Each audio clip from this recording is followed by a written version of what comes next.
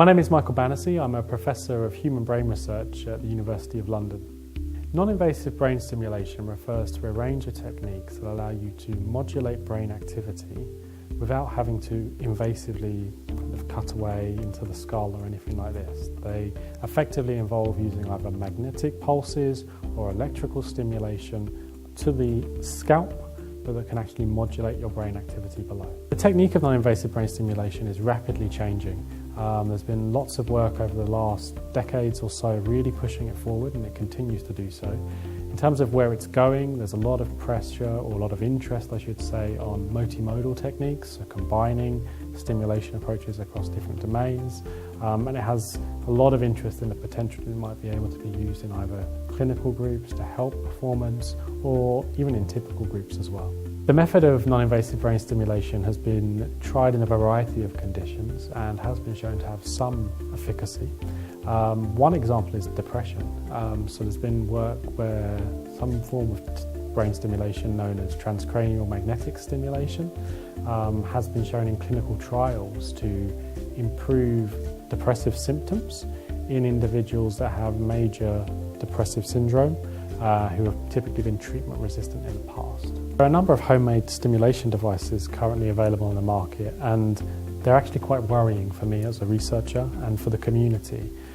The devices that we use that are typically developed go under rigorous testing, they're validated, they're certified, and then we actually also test them in the lab to make sure that they are doing what we think they are doing. The homemade devices, there's much less control over that. You have no real regulation, and that is quite concerning, especially when one considers some of the side effects that you can get. For instance, an unintended consequence of getting worse on a task. That can happen. Even with a device that we know works well, that can happen, so you need to be careful there. But also things like burning and skin irritation, all these things can happen as well, and if a device is not regulated, it's even more risky. There are several new technologies coming through to help us fight neurodevelopmental or neurological disorders or diseases. Brain stimulation is one where there has been a lot of interest. For instance, looking at recovery of function after stroke, can we use brain stimulation to aid that type of recovery? Not on its own, but in combination with the therapy that people are going through.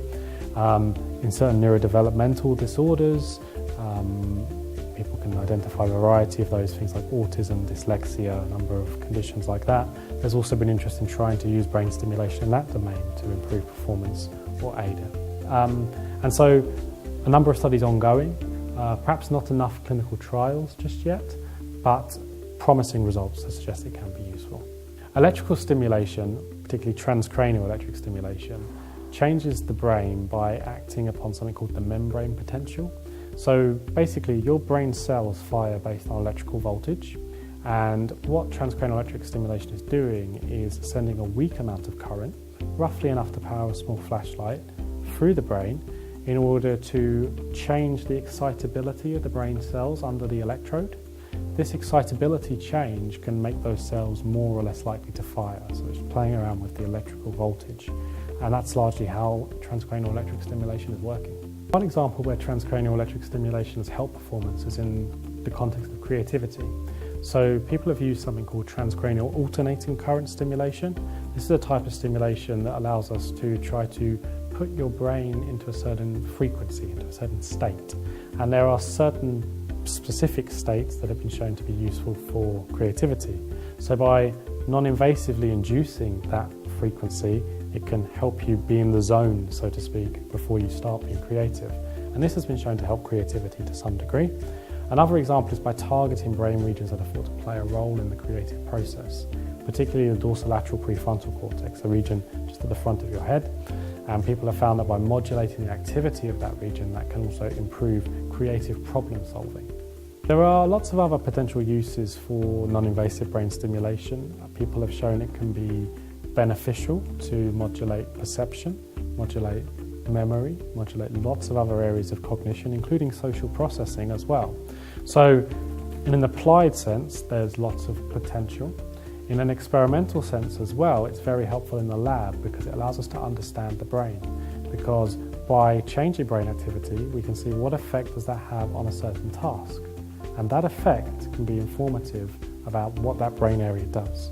There's a real need for us to integrate technologies in neuroscience, and the reason for this is that one method is insightful, but it always has its limitations. So for instance, brain imaging can tell us about the relationship or the correlation between a brain area and behaviour, but it can't necessarily tell us that much about when in time it plays a role or if something is causal or not. So combining it with another technique that allows us to develop that insight gives us a more powerful picture.